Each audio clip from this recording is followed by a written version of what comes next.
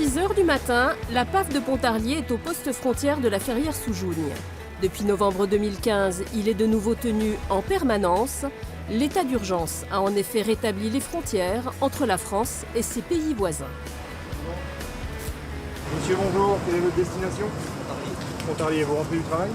Vous avez une pièce d'identité chacun, s'il vous plaît? Vous pouvez me baisser la vitre arrière? Merci beaucoup.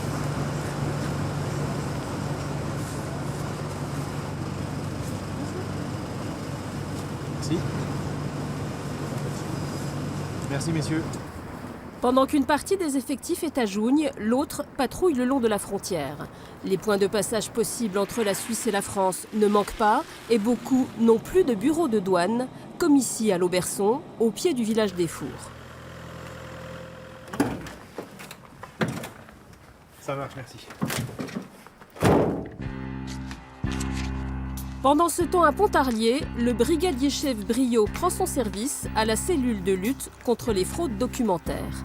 Il est spécialiste de la détection de faux documents, des faux documents qui circulent dans toute l'Europe. Ici, 800 pièces falsifiées ont été découvertes pour la seule année 2016.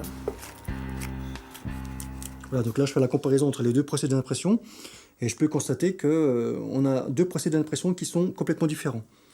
Alors que les deux passeports-là ont été délivrés dans la même période.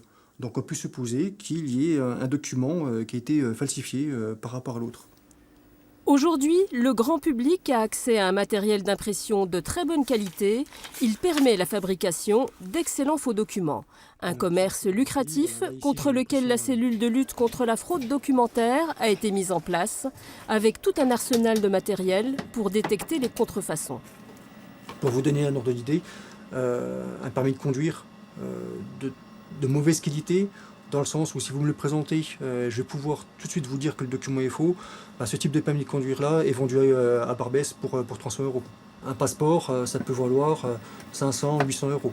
Et puis ensuite, vous avez des faussaires ou des trafiquants d'êtres humains qui proposent un pack entier, permis de conduire, carte d'identité, passeport, pour plusieurs centaines d'euros, voire des milliers d'euros, en plus du passage de la frontière.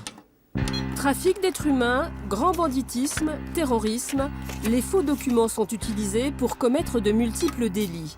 Ils servent aussi à alimenter les filières de travail clandestin. Dans ce domaine, ce sont les policiers en civil de la BMR, la brigade mobile de recherche, qui entrent en action. Ce midi, ce très discret service de la PAF va contrôler un petit établissement de restauration à Pontarlier. On a remarqué un turnover important au niveau des salariés sur les derniers mois, donc on veut juste vérifier un petit peu si tout est fait dans les règles, dans le cadre des actions conjointes avec l'URSSAF et puis le commissariat pour le CODAF. Donc on va attendre qu'il soit midi et quelques, que l'activité soit réellement lancée pour vérifier qu'on aura un maximum de monde.